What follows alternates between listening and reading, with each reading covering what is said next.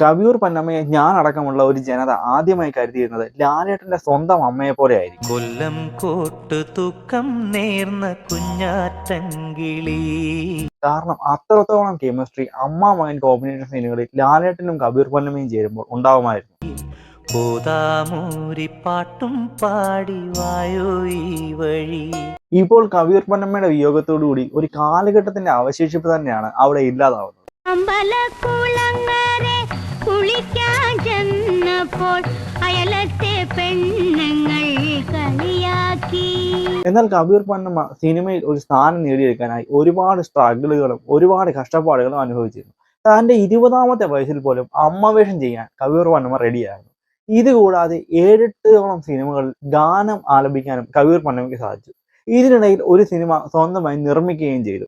ഇങ്ങനെയുള്ള കവിയൂർ പൊന്നമ്മയുടെ ഫിലിം കരിയറിന്റെ ഒരു ടോട്ടൽ അനാലിസിസ് ആണ് ഇന്ന് ഈ വീഡിയോയിലൂടെ നമ്മൾ നോക്കാൻ പോകുന്നത്. വീഡിയോയിലേക്ക് കടക്കുന്നതിന് മുമ്പ് കവിയൂർ പൊന്നമ്മയുടെ ഏറ്റവും ഇഷ്ടപ്പെട്ട കഥാപാത്രം ഏതാണെന്ന് ജസ്റ്റ് ഒന്ന് കമന്റ് ഇട്ടേക്കണേ.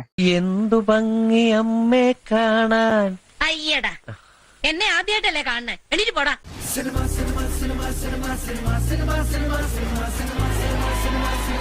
സിനിമ ഫാക്ട്സ് മലയാളം സിനിമയെക്കുറിച്ച് എന്തും ചർച്ച ചെയ്യപ്പെടും. കവിയൂർ പൊന്നമ്മയുടെ സിനിമാ ഇൻഡസ്ട്രിയിലേക്കുള്ള തുടക്കം ഇന്നും ഓർത്തിരിക്കുന്ന ഒന്ന് തന്നെയാണ്. 1962 ശ്രീരാമ പട്ടാഭിഷേകം എന്ന സിനിമയിലെ മണ്ടോദരി എന്ന കഥാപാത്രമായിരുന്നു കവിയൂർ പൊന്നമ്മയുടെ ശ്രദ്ധിക്കപ്പെട്ട ആദ്യ കഥാപാത്രം. ഏകദേശം 14 വയസ്സ് മുതൽ തന്നെ സിനിമയിൽ സജീവമായ കവിയൂർ പൊന്നമ്മ എന്നാൽ പിന്നീട് അമ്മവേഷങ്ങളാണ് ശ്രദ്ധേയായത്. നാടകത്തിൽ നിന്നും സിനിമയിലേക്ക് വന്ന് ഏകദേശം 50 വർഷക്കാലത്തോളം അമ്മവേഷം കൈകാര്യം ചെയ്ത ഒരു നടി മലയാള സിനിമയിൽ നിന്നല്ല, ഒരുപക്ഷെ ഇന്ത്യൻ സിനിമാ ചരിത്രത്തിൽ പോലും കാണില്ല.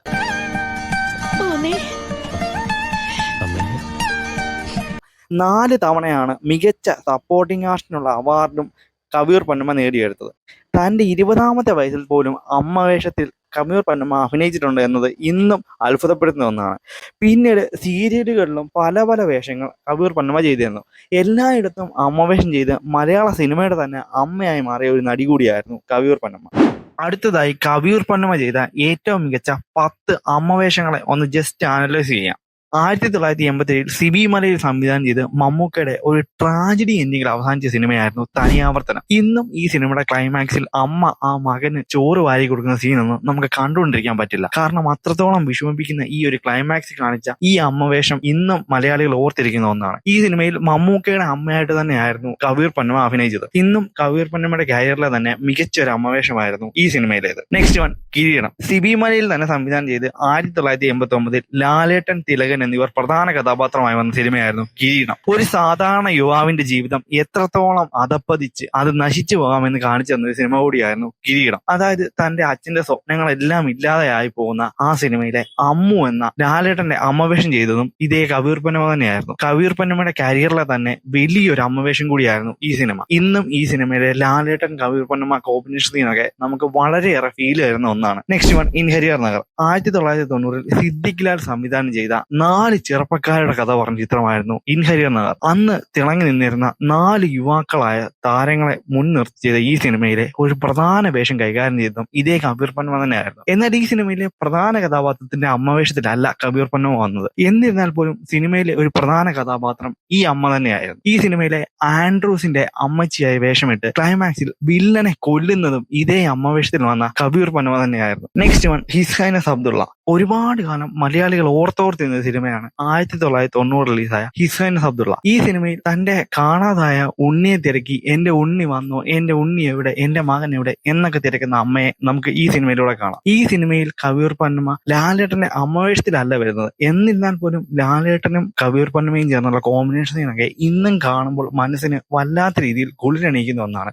അത്രത്തോളം മികച്ചു വന്ന അമ്മ മകൻ കോമ്പിനേഷൻ സീനുകളായിരുന്നു ഈ സിനിമയിൽ ഉണ്ടായിരുന്നത്. നെക്സ്റ്റ് വൺ, തേന്മാവിൻ കൊമ്പത്ത്. യശോദാമ്മ എന്ന 1994 ഇറങ്ങിയ തേന്മാവിൻ കൊമ്പത്തിലെ അമ്മവേഷം നമ്മൾ ഒട്ടും മറക്കില്ല. ഈ സിനിമയിൽ ലാലേട്ടന്റെ അമ്മയല്ല എങ്കിൽ പോലും ലാലേട്ടന്റെ അമ്മയെ പോലെ തന്നെയുള്ളൊരു കഥാപാത്രമാണ് ഈ സിനിമയിൽ യശോദാമ്മ എന്ന കവിയൂർ പൊന്നമ്മയുടെ കഥാപാത്രം അവതരിപ്പിച്ചിരിക്കുന്നത്. പ്രിയദർശൻ സംവിധാനം ചെയ്ത ഈ സിനിമയിൽ നെടുമുടി വേണുവിന്റെ പെങ്ങളുടെ വേഷമായിരുന്നു കവിയൂർ പൊന്നമ്മയ്ക്ക് ഉണ്ടായിരുന്നത്. എന്നാൽ അതേസമയം ലാലേട്ടന്റെ അമ്മ കൂടിയാണ് എന്ന് നമ്മളെ തോന്നിപ്പിക്കുന്ന രീതിയിലായിരുന്നു സിനിമയിൽ ക്യാരക്ടറൈസേഷൻ കവിയൂർ പൊന്നമ്മയ്ക്ക് നൽകിയത്. സ്വന്തം അമ്മയ്ക്ക് വേണ്ടി വേണ്ടി ഒരു തോൽവി പോലും സ്വയം ഏറ്റുവാങ്ങുന്ന നായകനെ സിനിമയുടെ അവസാനം കാണാം. അതായത് ആ കാളവണ്ടി മത്സരം നടക്കുന്ന സമയത്ത് താൻ ജയിച്ചില്ലെങ്കിലും അവിടെ തന്റെ അമ്മ ജയിച്ചോട്ടെ എന്നൊക്കെ ചിന്തിക്കുന്ന രീതിയിലുള്ള ചില ഇമോഷണൽ രംഗങ്ങളും നമുക്ക് കാണാൻ കഴിഞ്ഞിട്ടുണ്ട്. Next one Kakkakuyil. 2000 പ്രിയദർശൻ സംവിധാനം ചെയ്ത് ലാലേട്ടൻ പ്രധാന കഥാപാത്രമായി വന്ന സിനിമയായിരുന്നു കാക്കക്കുയിൽ. ഈ സിനിമയിലും ലാലേട്ടനും കബീർ പൊന്നമ്മയും അമ്മ മകൻ വേഷങ്ങളിലല്ല എത്തുന്നതെങ്കിൽ പോലും സിനിമയിൽ അതുപോലെയുള്ള ഒരുപാട് ഇമോഷണൽ നിറഞ്ഞ രംഗങ്ങളൊക്കെ ഉണ്ട്. ഈ സിനിമയിൽ നെടുമുടി വേണുവും കബീർ പൊന്നമ്മയും ഭാര്യ ഭർത്താക്കന്മാരാണ് വരുന്നത്. അന്ധയായ ഒരു സ്ത്രീയെയും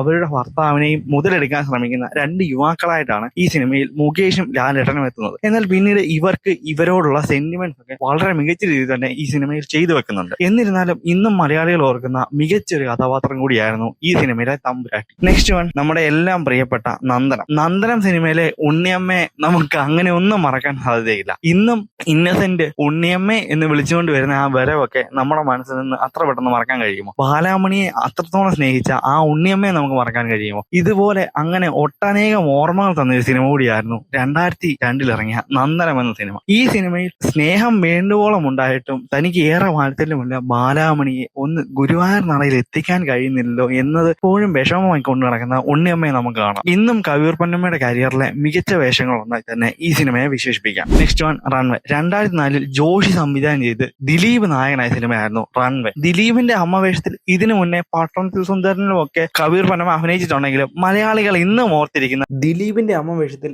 ഏറ്റവും മികച്ചതായി വന്ന സിനിമ ഒരുപക്ഷെ റൺവേ തന്നെ ആയിരിക്കാം. കാരണം അത്രത്തോളം മികച്ച രീതിയിലാണ് ഈ സിനിമയിലെ ക്യാരക്ടറൈസേഷൻ വരുന്നത്. ഈ സിനിമയുടെ ഒരു പ്രത്യേക ഘട്ടം എത്തുമ്പോൾ വീട്ടിൽ നിന്ന് മകനെ പറഞ്ഞു വിടുകയും പിന്നീട് തെറ്റ് മനസ്സിലാക്കി തിരിച്ചു വിളിക്കുകയും ചെയ്യുന്നത് പോലുള്ള സീനുകളൊക്കെ ഉണ്ട്. ഒരു കാലത്ത് ആ സീനുകളെല്ലാം ട്രോളുകൾ ഏറ്റുവാങ്ങിയതാണ്. എന്നിരുന്നാൽ പോലും മലയാളികൾ ഒട്ടും മറക്കാത്ത ഒരു അമ്മവേഷം കൂടിയാണ് റൺവേ എന്ന സിനിമയിലെ അമ്മവേഷം. ഇനി കബീർ പൊന്നമ്മ പാടിയ കുറച്ച് പാട്ടുകൾ നോക്കാം.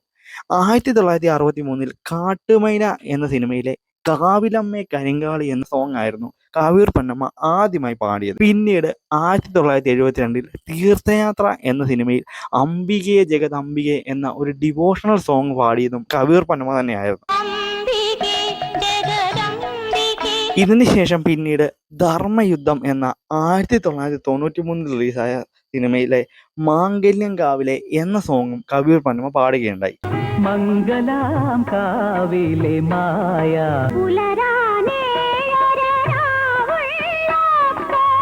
2001 റിലീസായ കാക്കക്കുയിൽ എന്ന സിനിമയിലെ പാടാം പനുമാലി എന്ന സോങ്ങിന്റെ തുടക്കമായ ഉണ്ണിക്കണ്ണ വായോ എന്ന പോർഷൻ പാടിയതും ഇതേ കബീർ പൊന്നമ്മ തന്നെയായിരുന്നു.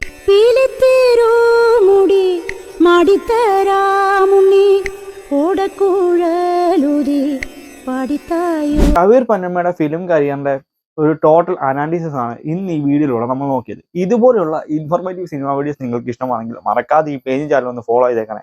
അപ്പോൾ അടുത്തൊരു വീഡിയോയിൽ കാണാം. അതുവരേക്കും ബൈ.